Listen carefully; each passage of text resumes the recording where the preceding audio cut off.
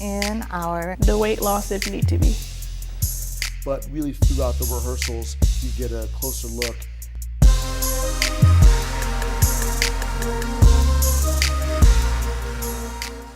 I'm Treyon Mobley, and today we have Mrs. Morgan. How are you doing today? I'm doing great. How are you? All right, so we're going to be talking about some of the programs that you are involved in. And one that I want to get to the most is the CAN Structure event. Sure. So can you explain what it is? Absolutely. Our CAN Structure competition is one of our favorites, if not the favorite event that we host every year, and this is our 8th year hosting the CAN Structure competition. Every year it grows, so basically it's a STEM community service project. So we try to integrate science, technology, engineering, and math, but for the good of the community. So our schools that compete are doing food drives, they're collecting canned goods, and then they are designing and then ultimately building structures out of those canned goods, and then our judges evaluate their structures, and they are hoping to win one of the coveted trophies at our event. What made you want to host this event? So the event actually came about before I worked with Youth Volunteer Corps of Hampton Roads, and it was the brainchild of the board of directors of Youth Volunteer Corps. And they wanted to activate as many youth volunteers in the community as possible in an educational event that also brought into the picture perspectives on hunger that they probably weren't aware of. So it brings awareness to the issue of hunger, but it also helps them to use engineering and math concepts to build structures, and then ultimately the structures are donated, or they're disassembled and donated to the Virginia Peninsula Food Bank. So it goes to feed families right here in our Hampton Roads community. Are there any certain themes of the event? Yes, so every year we change the theme, and it makes it more exciting. Our students get really creative with how they interpret the theme. Our theme this year is actually going to coincide with the 50th anniversary of the Apollo, and so it's out of this world. Okay, so do you have community partners? Yes. Any one of them that you would like to mention? Absolutely. We wouldn't be able to host this event without our community partners, and so for sure our presenting sponsor is Newport News Shipbuilding. They have the SEEK NNS program, which stands for Shipbuilders Educating and Engaging Kids, and we are so grateful for their support. They also provide some engineering support to our schools as mentors. We also have the support of PRISM contractors and engineers, as well as community nights, PMA architecture, Patrick Henry Mall, and of course we partner with the Virginia Peninsula Food Bank to make it happen. And who can attend this event? So the participants are all K through 12 students. So they actually register months in advance, and they are participating from 19 area schools, 12 of which are Newport News Public Schools, which we are excited to have them come back in full effect. And then for the day of the event, we have just open to the public attendees, and they can come to Patrick Henry Mall where the event is taking place. And anyone can come see the competition and can be there for the awards ceremony at Center Court at Patrick Henry Mall. That is so interesting. All right, guys, we're going to take a quick commercial break, but don't go away. We'll be right back with more of the Focus Show. Stay tuned.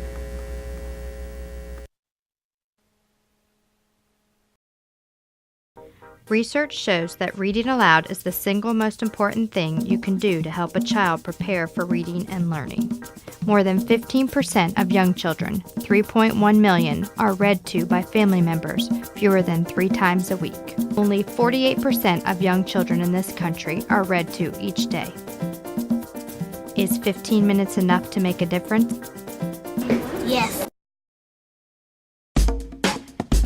Hi, my name is Barbara Smith, and I'm with the Newport News Public Schools Department of Transportation. At the bus stop, students should stand away from the road in an orderly fashion and always be mindful of other people's property. While on the school bus, students should always behave, keeping their hands, heads, and any other objects inside the bus so as not to distract the driver from keeping their eyes on the road. Motorists must stop for a school bus and remain stopped until the bus's lights are off and begins to move again.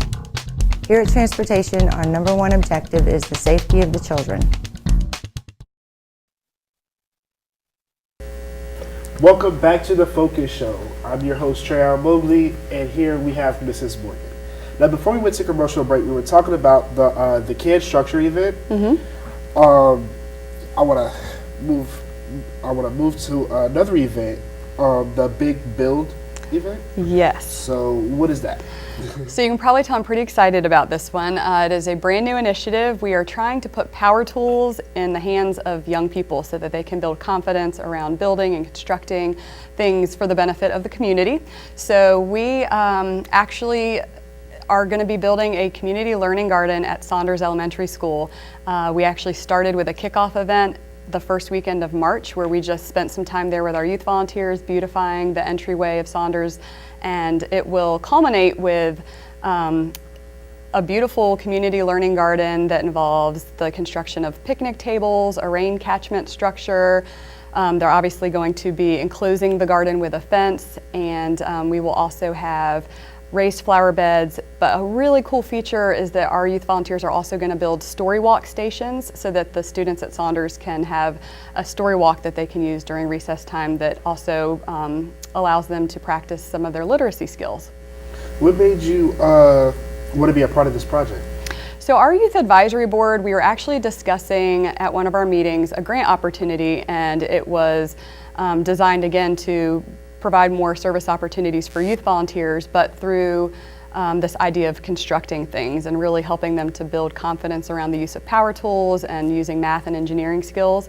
So a lot of young people today just don't have that skill set, and so we want to make sure that we're putting, power drills and different pieces of equipment in their hands so that they can build something and then walk away and say, wow, I built that, and then it's going to be used for years to come for in this case, the students of Saunders.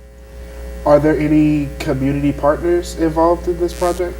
Yes, and hopefully the list is growing. We're still, building, all the pieces and putting those together, but we have support from Community Nights.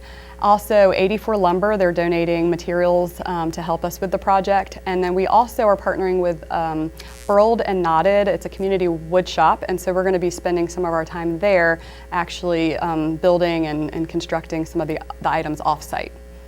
Who can participate in the Big Build?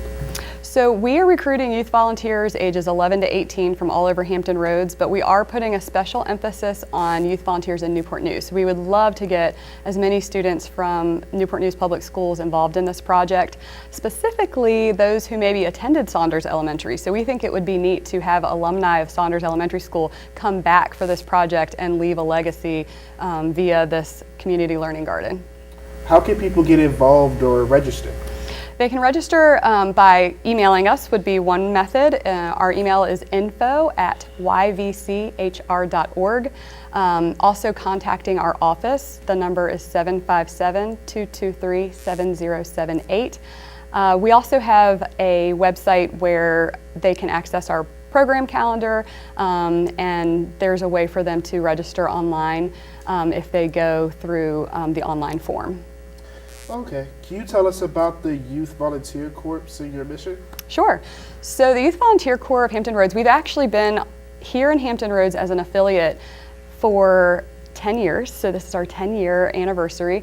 And our mission is just to connect youth who are ages 11 to 18 to service opportunities. And we want them to be meaningful service opportunities with opportunities for them to engage with community members and understand the needs of the various areas within our community, but also develop sensitivity around certain issues and become advocates for, just the issues that we see and feel in this community.